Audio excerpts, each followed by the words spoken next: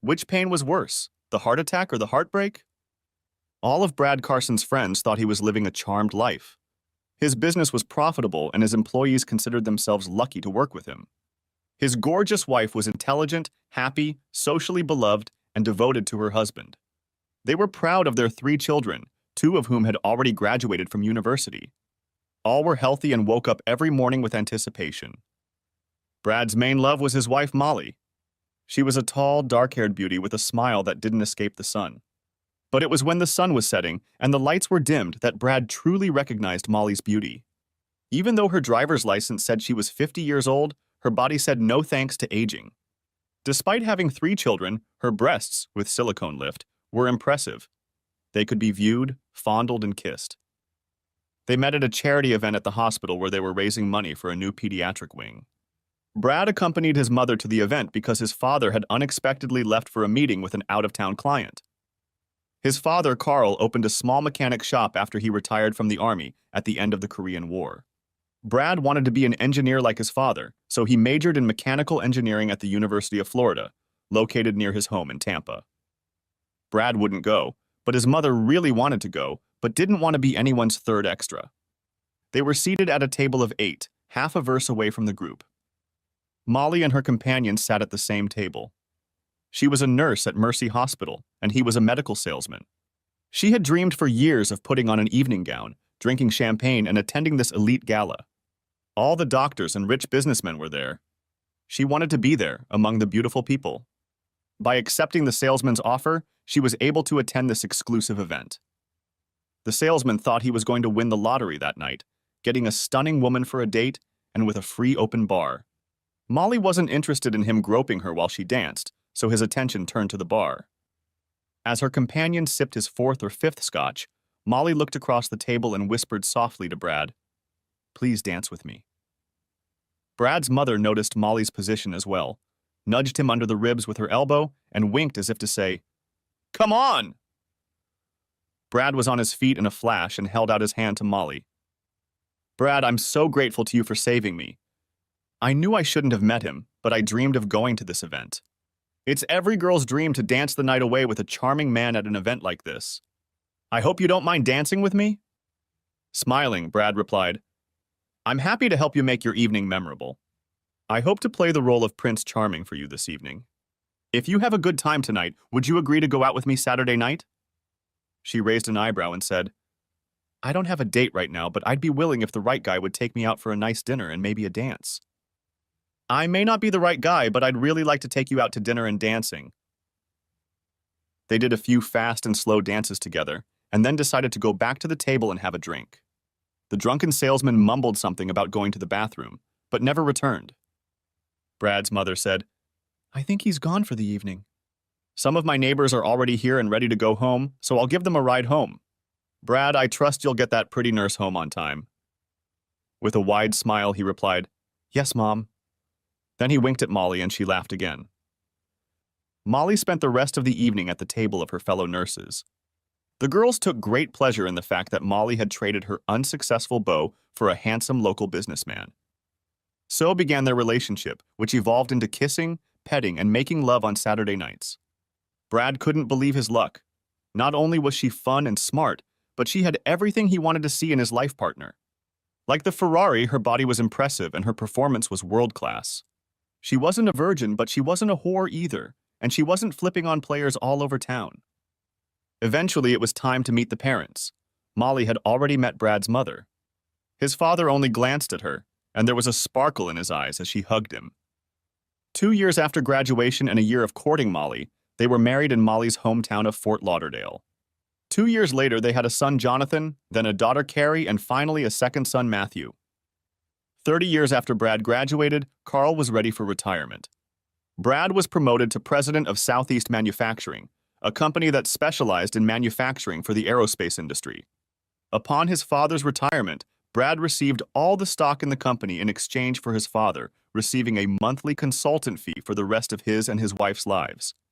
Jonathan, with a degree in mechanical engineering, now had the opportunity to become the next president, third generation, of the family business in 30 years.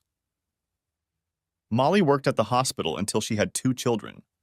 She waited until the youngest, Matthew, could find his own way home from school before returning to her nursing job. When her first two children were in college and only Matthew stayed home, she decided she didn't like the hours the hospital required. She retired but did not lose interest in nursing or hospital work. Because of Brad's status in the business community and generous donations to the hospital, Molly was asked to serve on a number of hospital committees. She loved being close to the hospital and longtime friends who still worked there. Here it was, the American dream. A wife with whom he enjoyed every moment, 3 wonderful children, a dream home for his wife, financial success, and good health for everyone in the family. That was until Brad and Molly stopped by to play bridge with their neighbors, Ken and Brenda. Brenda and Molly had worked the same shift as nurses when they were new employees at the hospital and remained friends. Ken was a general practitioner, which allowed Brenda to retire about the same time as Molly. Brad was getting lucky at cards, but he didn't notice the growing pain in his chest until he'd lost 4 hands. Suddenly, he was confused about which card to play. The stress of working in the office had finished him, he thought. As he reached for the glass in front of him, he felt a growing pain in his chest. He opened his mouth to say something to Ken, but the words wouldn't come. Ken quickly noticed the problem and walked over to Brad to lend a hand. Now he was being touched and asked questions. He heard Brenda yell into her cell phone, "Heart attack at 1948 Pine Pole Lane. We need an ambulance right away." Brad looked around and thought, "Who's having a heart attack? It's just the 4 of us. Someone is really sick and I hope the ambulance gets here soon." He looked up from the floor and saw the other 3 kneeling around him and immediately felt an even heavier weight on his chest. "Oh, damn. This is me." Molly, where are you?" "I'm here, honey, just calm down, the ambulance is on its way." Ken called the best cardiologist in town to meet us. For the entire next week, Brad felt fuzzy. He knew where he was and why. One thing that was always there for him was Molly. She checked in every time someone wrote in his chart and amazingly understood what was written. She was the perfect patient advocate. The final result of the medical exam revealed that Brad had suffered a massive heart attack. Had it not been for the 3 medical experts he had been playing cards with that evening, they would have already lowered him into eternal rest. Quick action, as well as triple bypass surgery, brought him the promise of a long and healthy life, provided he changed his lifestyle. Molly became the captain of the slave ship, which became Brad's new way of life. Plenty of rest, no emotional stress, slow walks around the neighborhood, and no strenuous physical activity. His nurse and wife held his hand as they explained the last item on Brad's "you should not" list for a full recovery. "Honey, we're both going to have to change our sex life for a few months.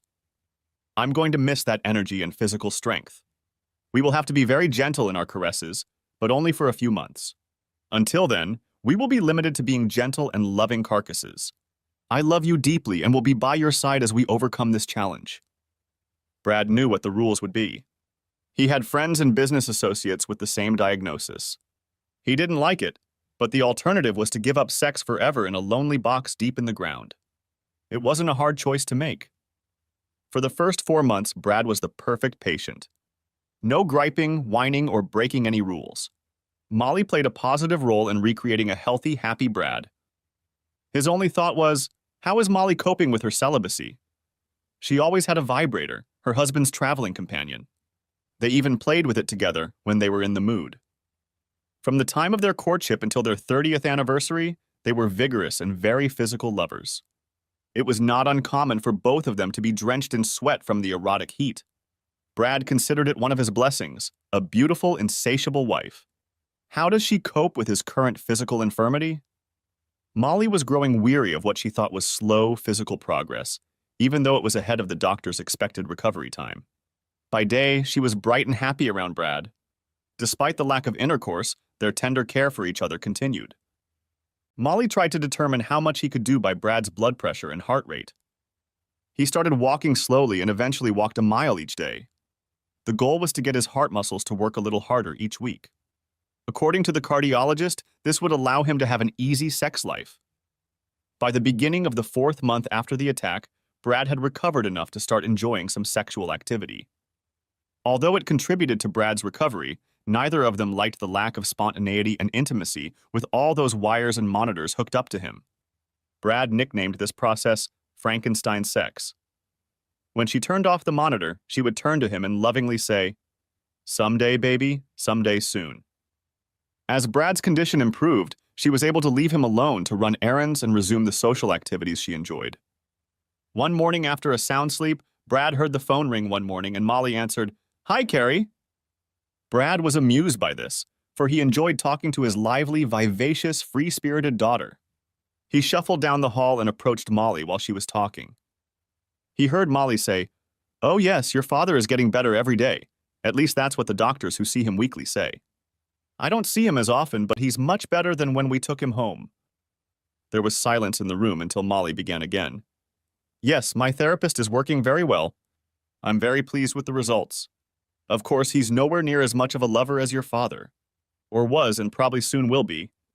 No one has rocked my world like your father. For that reason, I told Eric that this is temporary, and I will no longer need his services when Brad returns to full strength."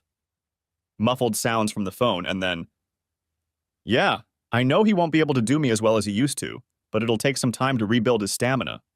So yeah, I'll probably have Eric work on call instead of the usual twice a week." "Yes, twice a week, dear. It's still less than what I'm used to." "Well, I'd say the most interesting part was when he had me on the examination table like a gynecologist." "You know what he did next?" "No, dear. Absolutely not. Never, never, never do this to your husband while he's able to do his job. I'll drop Eric like a hot potato as soon as Brad can make me feel good." At this point, Brad couldn't stand in the hallway. He had to sit down before he fell over. The love of his life was having fun with another man. How could she? Am I really that withdrawable? His head was spinning, almost as badly as it had during a heart attack. In desperation, he began to do the breathing exercise the doctor had told him to do when he was stressed. Molly heard Brad stumble to a chair and, dropping the phone, rushed as quickly as she could to the pale Brad. She held him down so he wouldn't fall to the floor. He was diligently breathing large, steady, regular portions of oxygen. He would take a big breath in, and as he exhaled, he would look at Molly, saying, "Cheater. Inhale, exhale, cheater. Inhale, exhale, cheater." In a panic, she cut off phone service to Carrie and dialed 911 to call an ambulance. Medics loaded him into the car and gave him oxygen. Molly tried to climb into the back of the car, but judging by his violent reaction to that, the medics told her to go to the hospital herself. At the hospital, the same thing happened. Molly was not allowed into the room. It was several hours before Brad's doctor came out to see Molly. Molly, who was nearly biting her fingernails off, blaming herself for causing another heart attack. "Molly," the doctor said, "he's stable now. It wasn't a heart attack that caused this reaction. It was some kind of emotional stress. In his weakened state, the stress was too much and he passed out. Whatever it was, it has to do with you. He absolutely does not want you in his room this afternoon. We'll see how he behaves tomorrow. I fully expect him to be discharged tomorrow.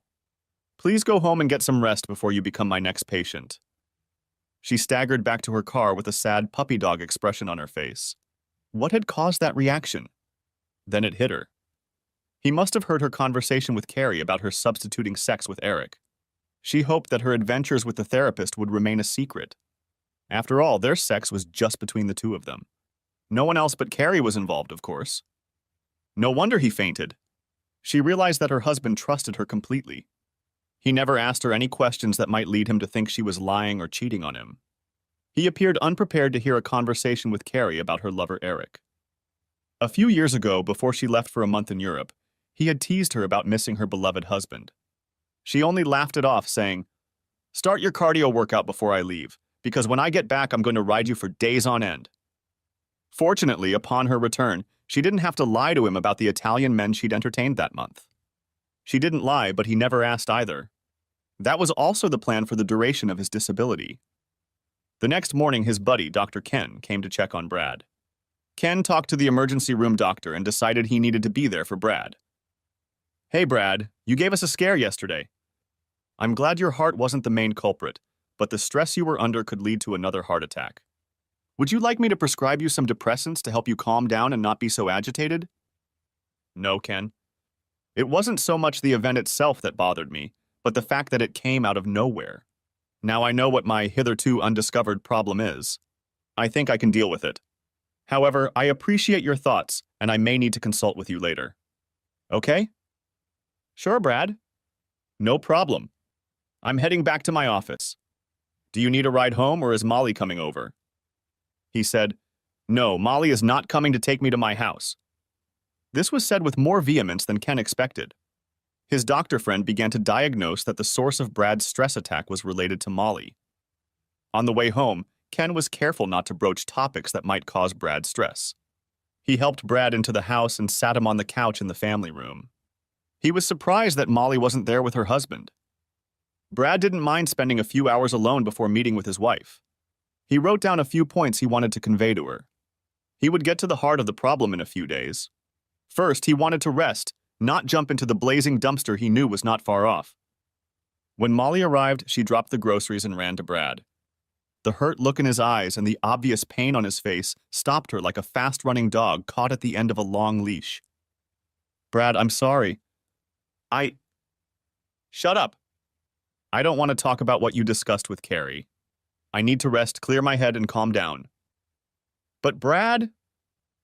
Shut up. Did I not make myself clear to you, or are you trying to kill me? No, Brad. I'm just so happy to have you back in our home. I want to live a long life with you. I can't live without you. If you love me so much, please get me a glass of water. I also need to get this horrible hospital food out of my bowels. Please make me dinner since it's 6 p.m. It was a very quiet evening as Molly walked the tightrope, trying not to mention her obvious infidelity in conversations with her obviously distraught husband. After 2 hours of watching two NFL teams playing uninteresting soccer, he went to bed. For the first time in his memory, he went to bed without kissing Molly goodnight. He made his way to the master bedroom and turned off all the alarm clocks, figuring he'd get some sleep that way. After a while, he felt his wife, naked, slide into bed. She pressed her lush breasts against his back and wrapped her arms around him. "Don't!"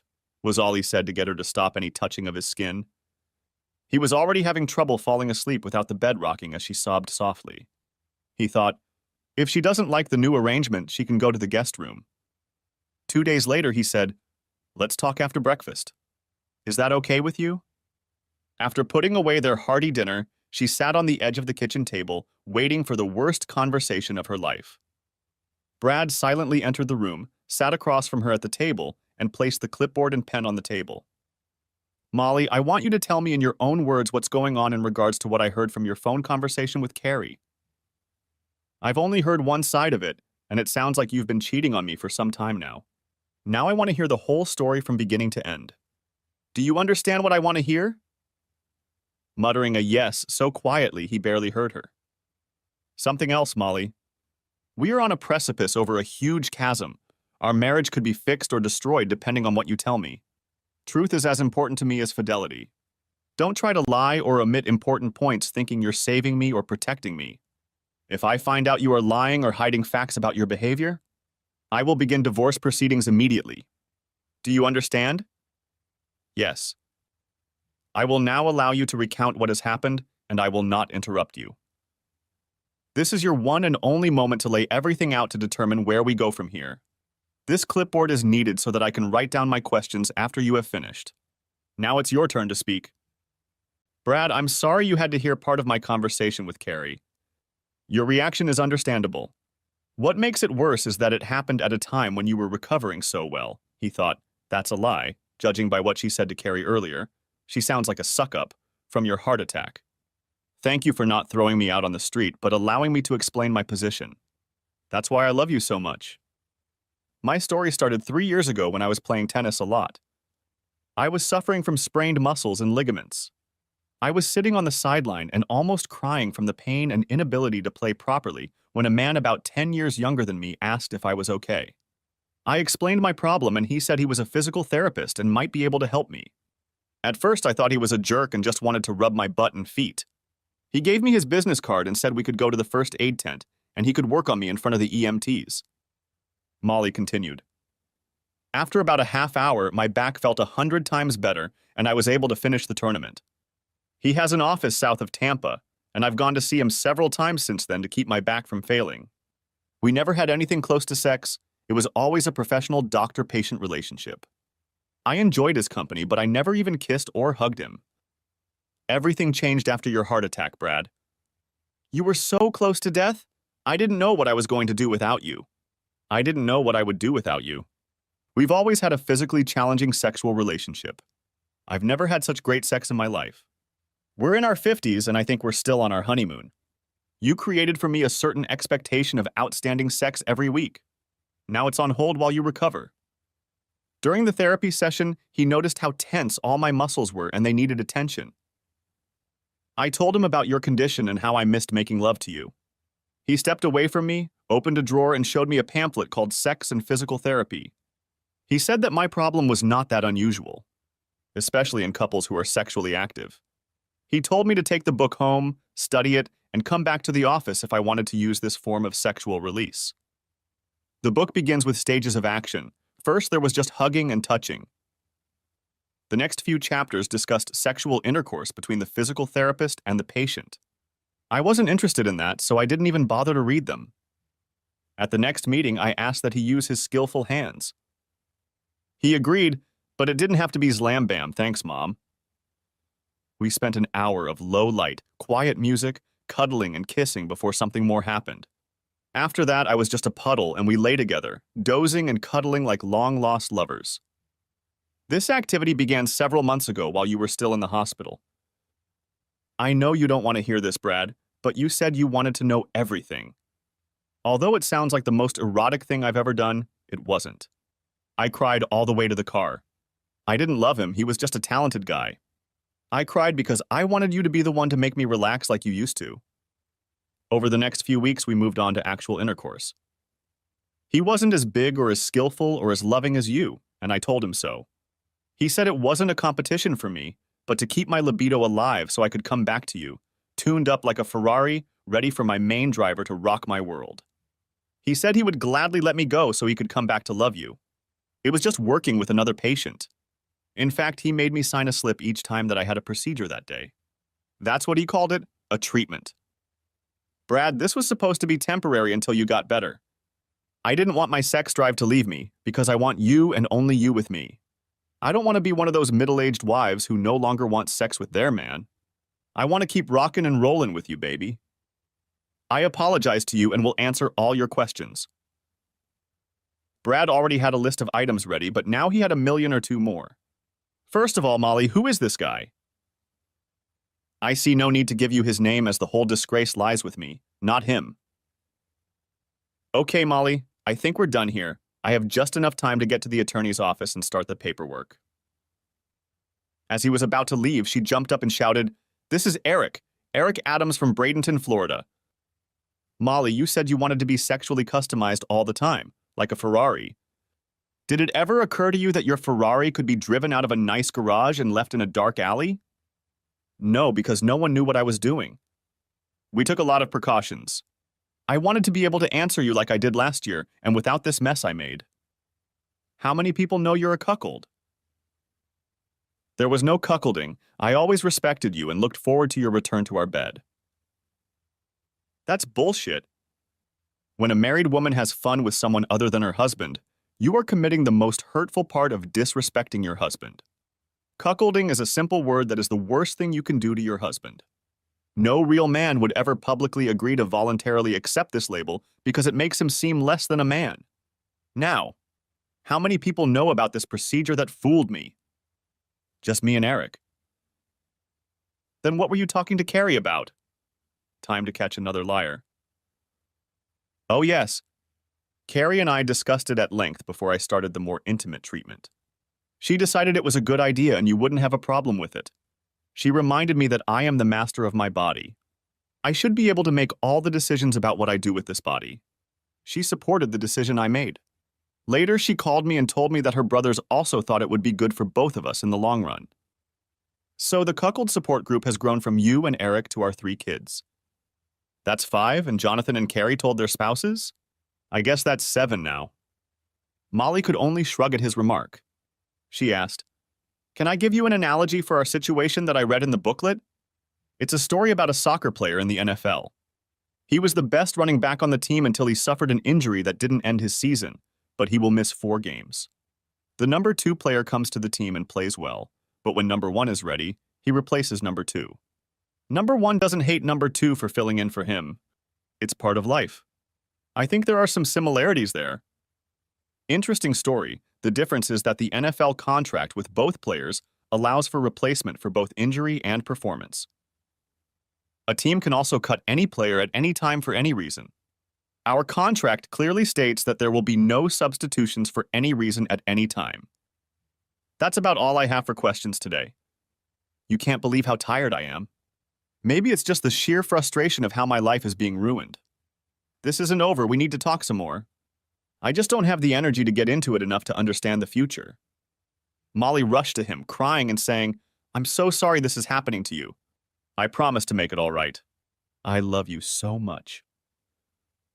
To emphasize her point, she threw her arms around his neck and tried to kiss him. "Get your filthy, drooling lips off me. You need to get tested for STDs before you get within 6 feet of me again. The sooner the better." "Oh, Brad, I can't do that. I know all the nurses at the health center. I'd be humiliated if I came in and asked for a test." "How humiliating that would be." "You mean it's more humiliating than having fun with some asshole and telling my kids about my inferiority?" "Yes, I'm very sorry for you and your reputation. More sorry than you are for my humiliation. I need fresh air, it stinks in here. I'm going outside, so leave me alone, Molly." While Brad went to the backyard, Molly sobbed at the table. Since it was a warm morning, Brad took advantage of the hammock in the shade to take a nap. He'd learned a lot from his conversation with Molly, but he wasn't happy about it. Then he wondered what else he didn't know. Although sleep wasn't refreshing, it was better than discussing how Molly spent her free time. He rolled out of the hammock and headed inside for a drink of water. He would have preferred a nice light beer after dinner, but that was out of the question. On his way to the bathroom, he didn't notice that Molly had just finished showering and was drying herself off. She was standing naked in the middle of the bathroom, vigorously wiping her hair. The towel covered her face, and she didn't notice Brad enter the room. Brad stopped abruptly, seeing his wife naked for the first time in weeks. He knew this was the most beautiful woman he had ever seen, let alone loved. He couldn't help but smile looking at such a beautiful body. Molly just removed the towel from her face and saw a smiling Brad. Their gazes met and lingered on each other. Until Brad saw it, he gasped, concentrating his vision.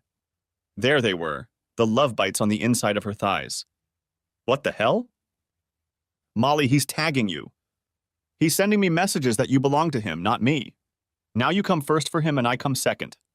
How could you do this to me? How? And why? Brad, don't you realize? This is all because of you.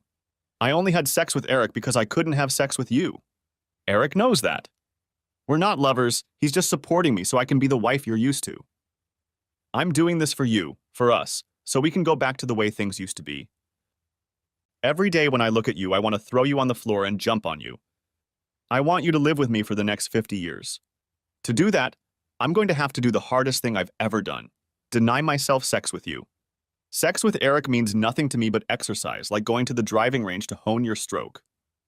Brad remained silent, preferring to hear everything he needed to understand why his loving wife had betrayed him.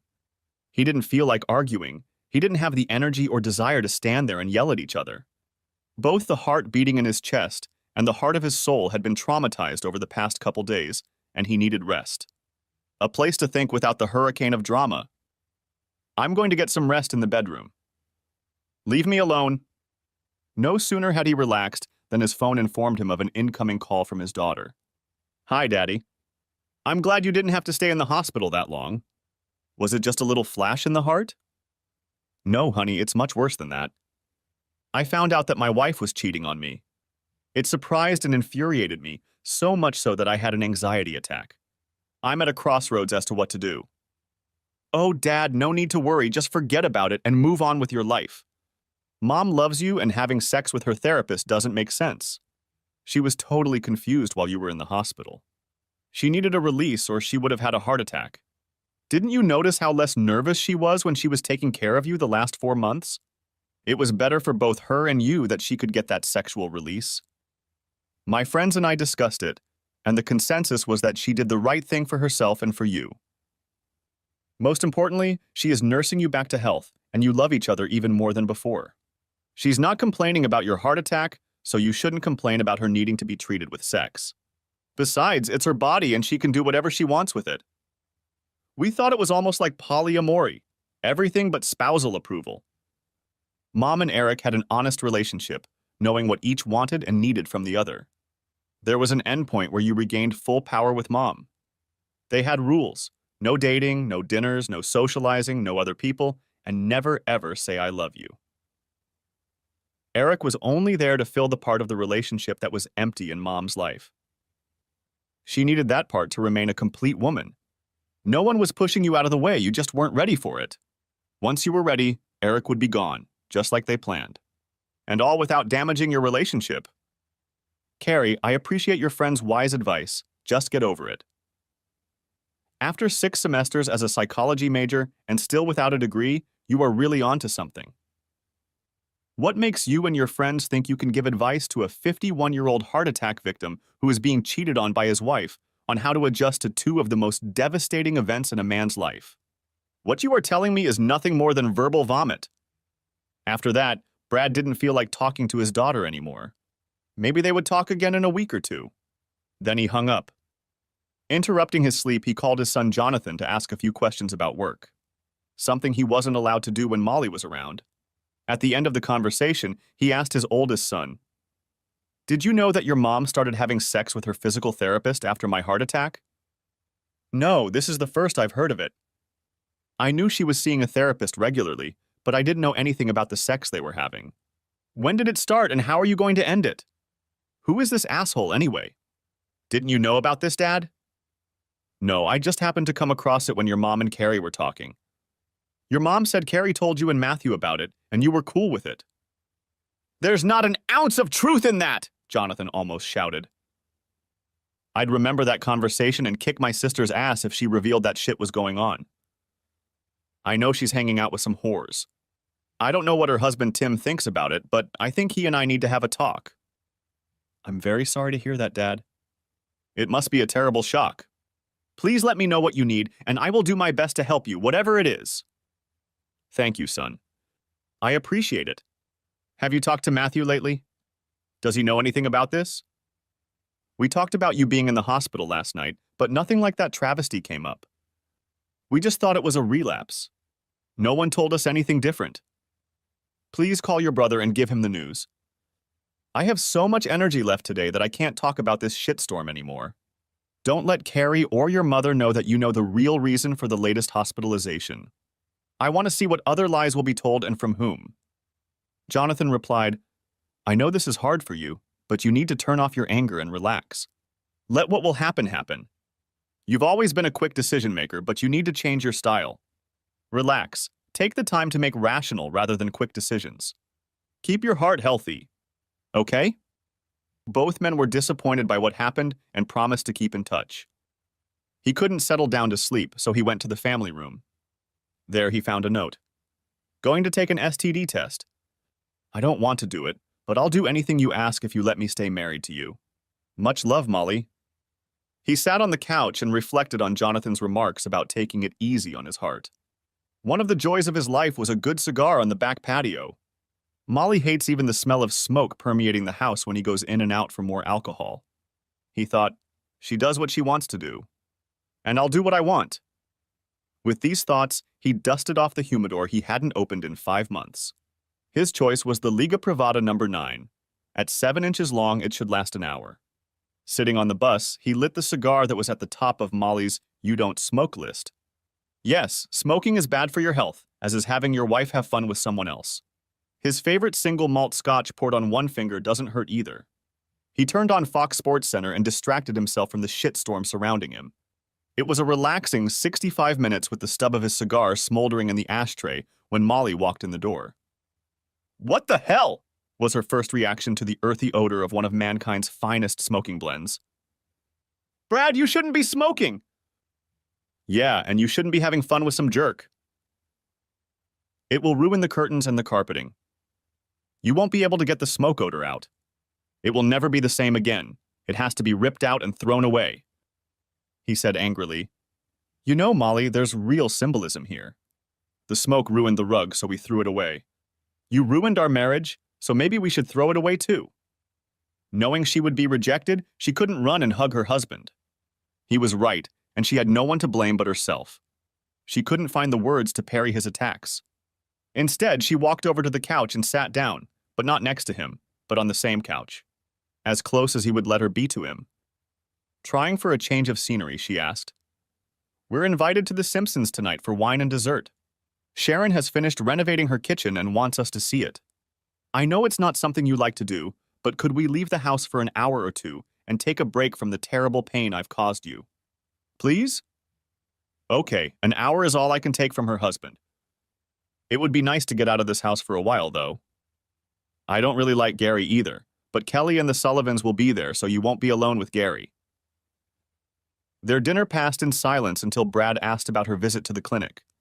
Molly replied, "It was humbling. I knew all 3 nurses. They handled it professionally and didn't judge me, at least to my face. The worst part was having to tell them who I had sex with in the last 90 days. My hand shook violently when I put in Eric's name instead of yours. I'm so ashamed, Brad. I can understand at least a small, very small part of what you're going through." She struggled to get the last word out. Brad didn't say anything, and he didn't need to. Molly happily walked into Gary and Sharon's house. Brad feigned a small fake smile and went into the kitchen to make admiring remarks about it. Gary led Brad into the family room where Paul and Sam were discussing the next Buccaneers soccer game. All 3 men had already proceeded to select Gary's whiskey, laughing and joking. Gary offered Brad a drink, and Brad replied, "Sorry, I'll have to stay away from that for a few more months. Thanks for the offer." "I forgot about that, Brad. How's the rehab going?" "Rehab takes time and energy and doesn't allow me to do as much as I want." Smirking, Gary said, "Too bad there are things you want to do but can't. By the way, I heard that you let your wife have fun with other guys because of your weak heart. I'd like to put my name on the list of guys she's allowed to have fun with. I'd really like to do her." At those words, Brad's face turned stony and his eyes shot fire at the emotionless jerk. How dare he talk to him like that? Gary noticed the change in mood, smiled quickly, and said, "Just kidding, pulling your chain. I meant no disrespect to you or Molly." He held out his hand and said, "No hard feelings." Brad's face softened, but his heart and anger had not subsided. He took a step toward Gary, extending his right hand. Gary smirked but didn't notice as Brad's left hand took a strong swing and went straight for Gary's balls. His glistening fist delivered a straight punch. As Gary cried out in excruciating pain, Brad took the opportunity and delivered an elbow strike to Gary's jaw. Brad wanted Gary to feel pain every time he thought of Brad Carson or his wife. Gary spun 360 degrees and fell onto the coffee table, scattering glasses, drinks, and snacks everywhere. The 3 women ran into the room as Sharon exclaimed, "What happened?" Brad looked directly at Molly and grinned. "Gary heard that you're having fun with other men because I can't perform in front of you. He asked me to put him on the list of guys who can entertain you. I gave him my answer." Molly's face poured blood. "Oh no," was all she could say, but she repeated it over and over again. She turned to Sharon and screamed, "You weren't supposed to tell anyone!" "No one. You weren't supposed to tell anyone." Molly turned to Brad, but he was gone. She didn't even hear the door slam shut over Gary's groan. Molly saw only Brad's taillights as she rushed outside to talk to him. "Oh shit, he's gone," was her first thought. Then she shuddered as she thought of the other, broader meaning of he's gone. Forever? The breathing exercises he did to reduce his stress levels had already had an effect when he reached his driveway. In situations like this, Brad's therapist had advised him to go to his happy place. He remembered that earlier in the day and thought the time might be right for that. He was going to the fortress. That was his happy place. Once inside, he loaded a few changes of clothes, his laptop, and a basket of medication and got into his car. The fortress is located in a new light industrial district on the east side of Interstate 75, away from the possible storm surge of a hurricane. It has been advertised as the Executive Caverns. Surrounding the building is an intimidating fence and a heavy-duty electronic entry system. The long, one-story windowless concrete buildings had roll-up garage doors and steel doors for 6 separate units. Brad used the remote to open the roll-up door and entered a large room. Brad's 1,500-square-foot room had a concrete floor, a small bedroom, a bathroom with shower, and a kitchenette. There were couches, chairs, and tables in a large area with a 72-inch television mounted on the wall in the center.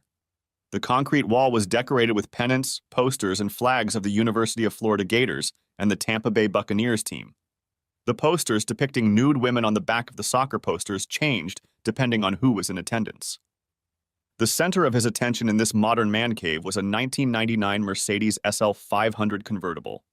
It was a gleaming silver two-seat R129 Roadster. His baby girl was sheltered and sitting nose to nose with the Lexus he had just escaped Molly in. Molly, oh yeah, he thought, looking through the numerous messages that had made his phone feel like a bag of angry bees for the last half hour. For the first time in 2 days, he smiled at the thought of Molly. They'd been good together, but times were changing. He was an engineer by training and inclination. On the wall hung a whiteboard for keeping track of bets, wagers, and sports results, and he figured it would come in handy. He cleared the whiteboard of past games played before his heart attack. It seemed that 10 years ago he had been a vigorous man with a faithful wife, but only 3 days had passed. Now he called the whiteboard Molly's numbers. There were 4 columns labeled, "I'm sorry," "I love you," "Please forgive me," "I'll do whatever it takes," and blah, blah, blah. The last column read, "How many people know?" He chuckled as he watched phrases from the cheater's book of excuses appear in Molly's phone calls and texts. He thought, the more people cheat, the more it all sounds the same. He couldn't remember how many of those phrases had been used since he'd first learned of her infidelity. So he started the tally with this evening's fiasco. "I'm sorry," 9. "I love you," 15. "Please forgive me," 8. "Whatever it takes," 12. "Blah, blah, blah, blah," 1. The how many people know column had an increasing number, starting with 2, Eric and Molly. The next 3 children and their spouses made up the number 7. Carrie's 3 friends and the hospital nurses made up 13. And finally, the 3 couples from that night brought the total to the 19 he knew of. How many more were there? He was glad Molly had given such a detailed account of how she'd had fun with the world's greatest lover. Yeah, that's right. Pandora, put on Frank Sinatra. That was the music he wanted to hear as he put away his clothes and took his evening medication. A strong man, doing things his own way, living life to the fullest, despite having had a few painful relationships. He came out a winner, and that is how he will build his life now. The next morning he woke up rested and calm. Calm didn't really fit the description of his cell phone, though. Good thing the whiteboard made it easy to erase and replace new numbers. As he was enjoying his morning coffee, there was a knock on his door. He thought, how the hell did she get through the gate? When he looked through the peephole, all he saw was a police cap. When he opened the door, he saw a young policeman and a female police lieutenant. "Are you Brad Carson?" "Yes, ma'am, me." "May I come in, Mr. Carson?" Brad opened the door fully and invited the officers in. It was hard to see any bodily features of the female officer, except that she was blonde, tall, and without makeup, her face was attractive. The officers entered and took a quick look around the cave. "I'm Lieutenant Pauls, and this is Officer Sullivan. Your wife called the police station last night and asked them to put out a silver alert for you. She thought you had another heart attack while driving and couldn't get home. We don't put out an amber alert or silver alert without doing an investigation. After questioning her, we thought you might be here. So, Mr. Carson, how are you feeling? Do you need any medical attention?" Brad grinned and said, "I'm not having a heart attack, I'm having a heartbreak. My wife had an affair while I was recovering from a heart attack 4 months ago. I needed to get out of the house and de-stress. Nonetheless, thank you for checking up on me." Lieutenant Pauls replied, "No problem, just doing our job." Turning to leave, she said, "Oh my God, is that a Roadster? I just love that car. What year is it?" 1999 with only 92,000 miles on it. It's beautiful. The car isn't even half disassembled yet. Can I sit in it? Brad caught a glimpse of her graceful athleticism as she slid into the car. Her eyes sparkled, and her smile betrayed her happiness as she gripped the steering wheel. Running her hand over the dashboard, she sighed and stepped out of the Mercedes. "Thank you for the pleasure of touching your car."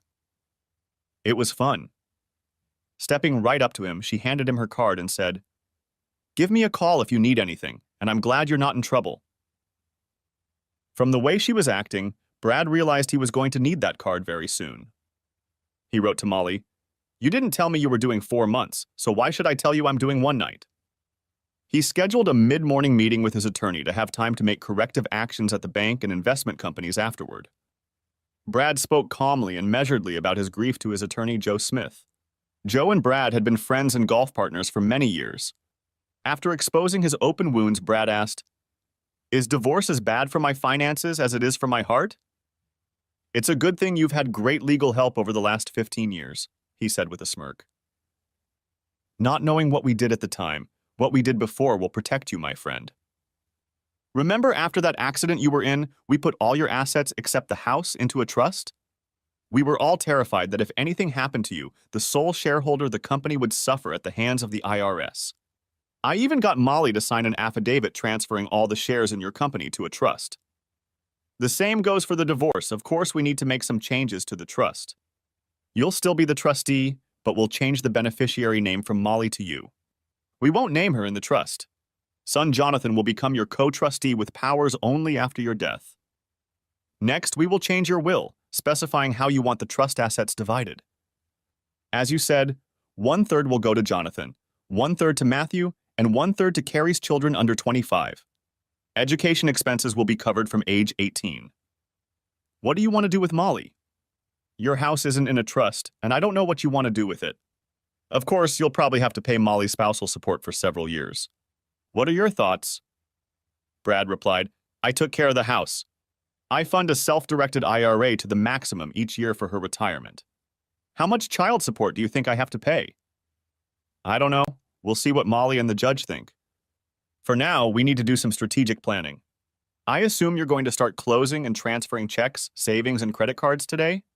Also, we need to print and sign an amended trust and will before you file for divorce. We need to do all of this in the right order to speed up the settlement process. It is very fortunate that we executed this trust several years ago. Financially, you are doing fine. It's unfortunate that your marriage didn't work out so well." After taking care of closing and transferring business, he stopped by the grocery store to pick up the necessary supplies for his man cave turned home. Since it was a beautiful fall day, he lifted the roll-up garage door to freshen the air inside. He was looking forward to this weekend. The fortress has 6 buildings, and holiday parties are always fun. Gas grills are laid out in the driveways, and water tanks are filled with ice and beer. Nearly all of the other cave owners displayed their school's flags on Saturday and NFL flags on Sunday. The SEC rivalry games were the best times as the fans were extremely loyal and a lot of fun in that environment. He knew he wouldn't be alone when his life changed. He looked forward to spending more time in his SL500, which was certainly an eye-catcher. Rolling his eyes, he saw how many more messages and calls appeared on his cell phone.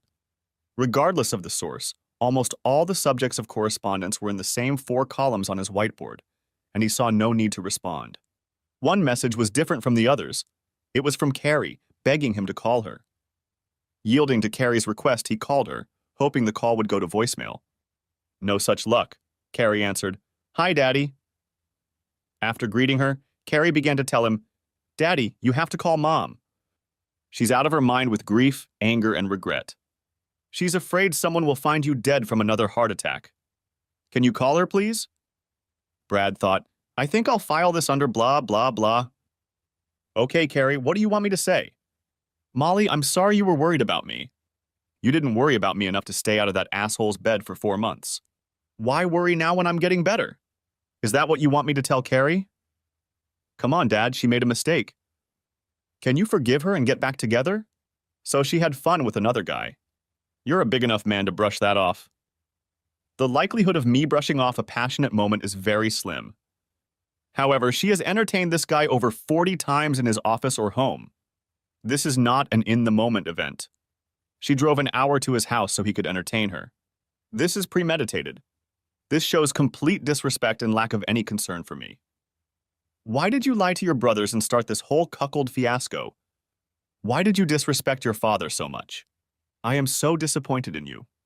You stabbed me in the back at the most inopportune time in my life. My doctor tells me not to be stressed, and just talking to you puts me over the red line.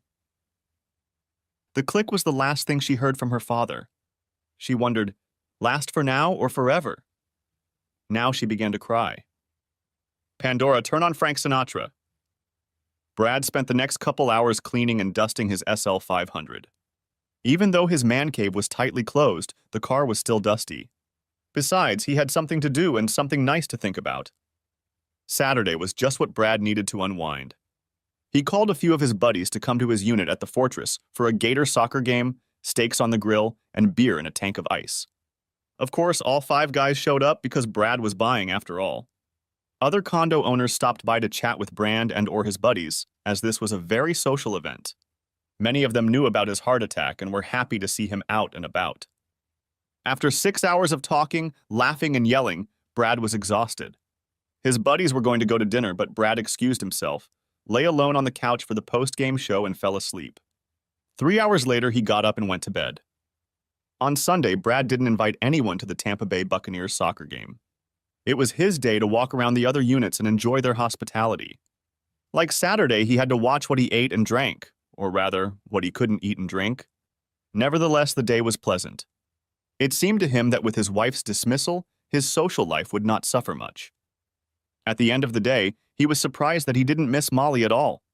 When she came to his squad for a game, she too worried about food, drinks, what she was wearing, who she was talking to, and where Brad was. She sucked all the fun out of an enjoyable day of camaraderie and good times. Monday was the big day when he met with Joe Smith to file the legal papers for the divorce. It was a sad time for him because he couldn't get over the fact that he had been cheated on by the woman he had loved for so long. It was time to call it a day. Instead of responding to Molly's hundreds of texts, emails, or phone calls, Brad texted her, "Can we meet at the house Tuesday at 1 p.m.? Brad." Almost immediately, Molly replied, "Of course, I missed you so much. It will be great to see you again. Can you come over at noon so we can have lunch?" "I'm sorry, I can't make it." "If you change your mind, Brad, you can stop by anytime that same day." Although Brad's message was cryptic, Molly hoped it would be the beginning of their reconciliation. She pondered what kind of dress to wear, not slutty or provocative, but seductive to invite him to her and into their marital bed. Not for sex at the moment, but for intimacy. It would take a lot of negotiation and compromise to get Brad back into their home. She felt that they both needed to compromise and respect each other's feelings. She knew that no matter how he had behaved in the last week, Brad still loved her and wanted her to remain his wife. At 1:01 p.m. on Tuesday, Brad rang the doorbell of their home. He was quickly opened by Molly, who had been standing outside the door since 12:45. Molly tried to hug her husband, but he diplomatically sidestepped her as he headed for the family room. She happily placed the letter from the health department stating that she had no sexually transmitted diseases on the table for Brad to review. "I know it's faint comfort to you, but I wanted you to know that I'm clean." At her remark, he only shrugged and looked dumbly into her eyes as if to say, "So what?" Molly began the difficult conversation with questions about Brad's health. She was surprised when he told her about the parties he had attended over the weekend. "I hope you didn't overdo it, Brad." "You must remember to guard your heart." Brad thought, "I had a heart attack, then she broke my heart. Now she's telling me to guard my heart. What a hypocrite." After they talked about their children and new grandchildren, Molly said, "Since you've talked to her, Carrie has completely disintegrated. She was taking care of both of us because she loves both of us. She thought my therapy was appropriate. Well, her behavior was beyond what I considered acceptable.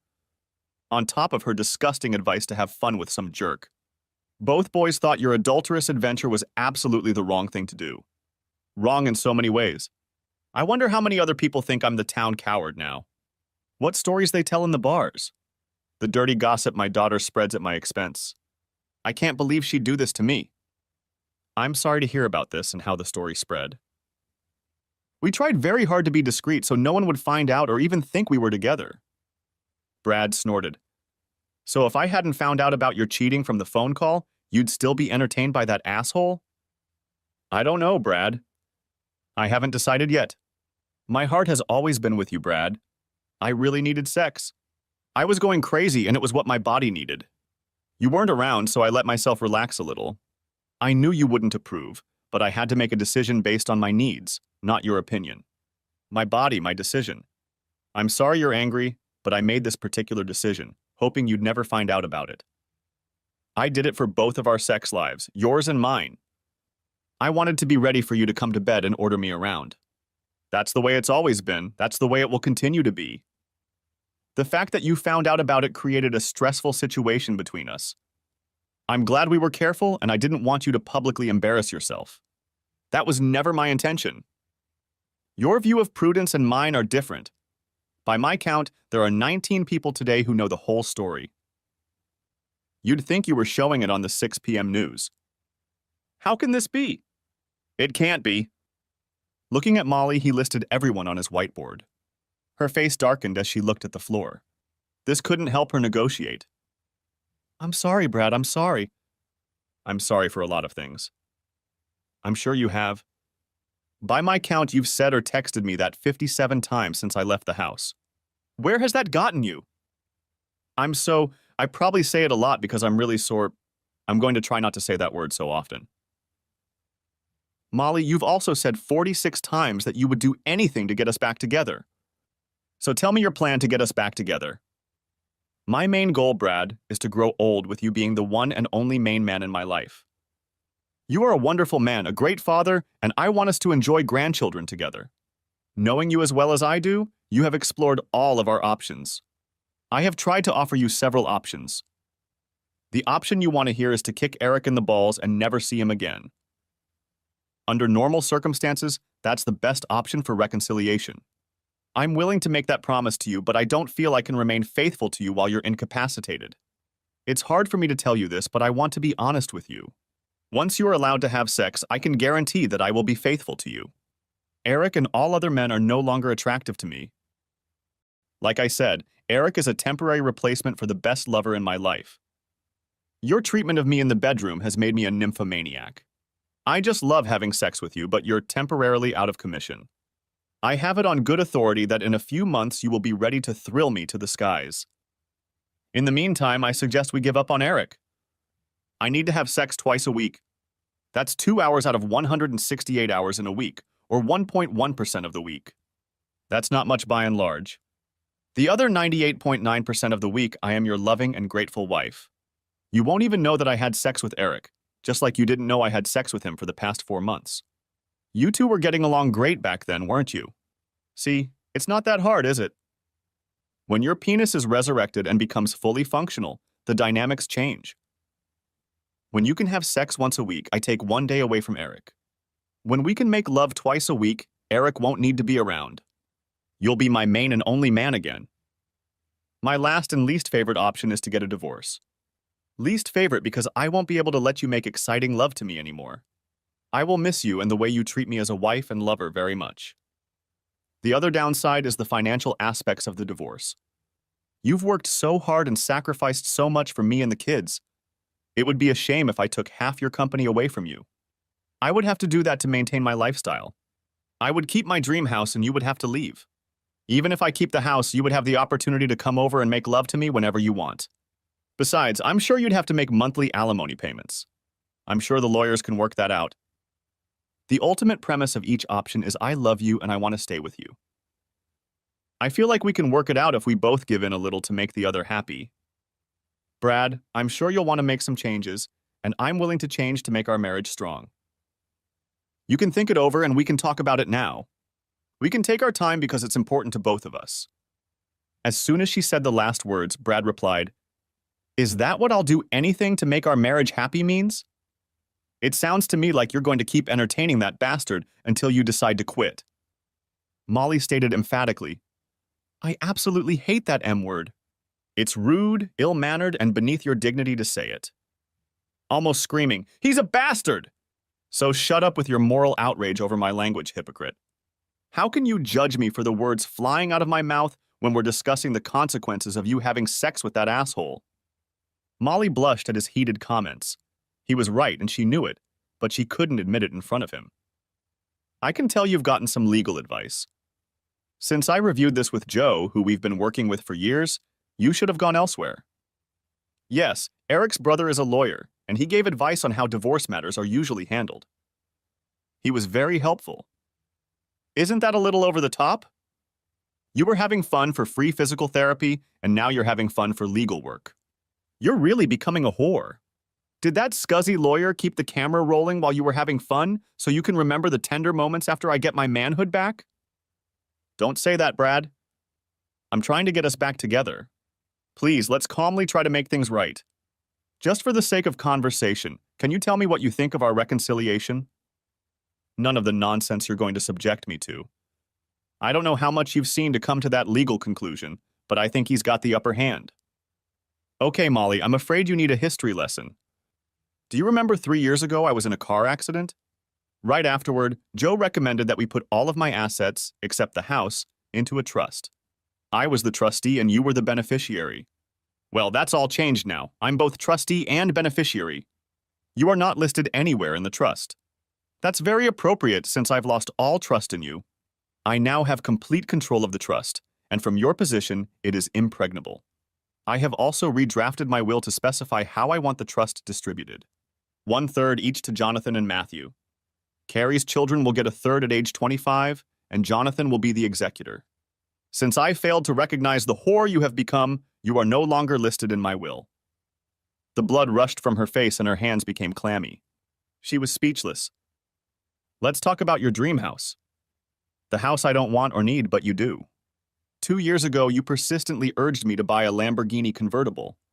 You were very insistent, including denying me sex as punishment. Remember? There was no way I wanted to buy you an expensive Lamborghini, let alone brag about it to your friends. Your dream home was fully paid for and I arranged to refinance it. You and I signed a $900,000 mortgage on a $1,200, 000 home. You took your $450,000, bought a Lamborghini, art for the house, and spent a month in Tuscany with your friends. That brings up a new question. It seems you couldn't wait 2 weeks after my heart attack to start having fun with someone else. So, new question. How many Italian women did you have fun with while you were in Tuscany? It hit Molly right in the forehead. She couldn't even grunt in response. She just hung her head. We had to give up the Lamborghini because you have no idea how to drive this spirited car. A fender bender on a Lamborghini costs a lot more than the Lexus I drive. After a combination of constant expensive car repairs, rising insurance rates, and speeding tickets, I convinced you to trade it in for a Mercedes sedan, losing over $100,000. You still have artwork in your house. It's yours. I don't want any of it. You never told me how much a villa in Tuscany costs for a month. Anyway, your share of the home refinancing is now in your entryway and on the walls, but you still owe $450,000. I took my $450,000 to buy a condo in the fortress and invested the balance, which today has almost doubled in value. That's something your lawyer won't be able to grasp either. You can take the house and stay in it as long as you make the payments. Good luck with that. If you want to own the whole house, not just half, I'll give you my half if you sign these papers within a week. Of course, then you'll have to pay my $450,000 mortgage payment. You won't get spousal support or alimony. I'm disabled, unable to work, and I don't have a clear doctor's opinion as to when I can return to work. My disability insurance policy is the only income I have. That's too bad, honey, but income-wise I'm poorer now than I was when I married you. As great as your sex with that bastard was, I'm sure this one will be remembered longer. I'm leaving your house, Molly. The divorce papers will be ready soon. Study them, hire a real lawyer, pay cash, not what you're used to. Brad left the envelope with the divorce papers, staggered briskly to the door, then turned and said, I had a heart attack that almost killed me. The pain and injuries were horrible, but I'm getting better every day. It's nothing compared to you breaking my heart. I'll never recover from that, but I'll damn well try. Walking to his car, he thought, what a difference a week makes. It seems like it was years ago, but it only took 8 days to completely destroy my entire family. Court-ordered mediation was Molly's last hope for reconciliation. Brad used these sessions to quiet the hatred in his heart and soothe his soul. He didn't want to have another heart attack. There was too much to do as the best part of his life was coming up. He really didn't want to ever see Molly again. Brad and Carrie were never able to fully repair their relationship. Brad left the will intact and did not change the beneficiaries. Epilogue. Molly's unsuccessful attorney tried to blow up the trust, but he wasn't versed in complex asset protection techniques. She had gone to another reputable firm, and they told her that what Brad had suggested was probably the best she could hope for. The fact that he had taken all these legal steps years before the divorce proved that he was acting in good faith at the time. Molly accepted Brad's offer to pay half the value of the house and the debt, then quickly sold the house. She has a small apartment in a safe neighborhood. Brad called a crew of movers to move his belongings out of the house and sent most of them to a storage unit or the fortress. He decided to wait until after the divorce to find a smaller apartment or house. He started coming to the office for an hour or two a day, but he refused to take a paycheck. Investments in his name alone gave him the cash he needed, but it was not considered income. At that time, Laura Miller, Director of Human Resources, was called to his office. As they were removing his belongings from his former home, he found an interesting folder.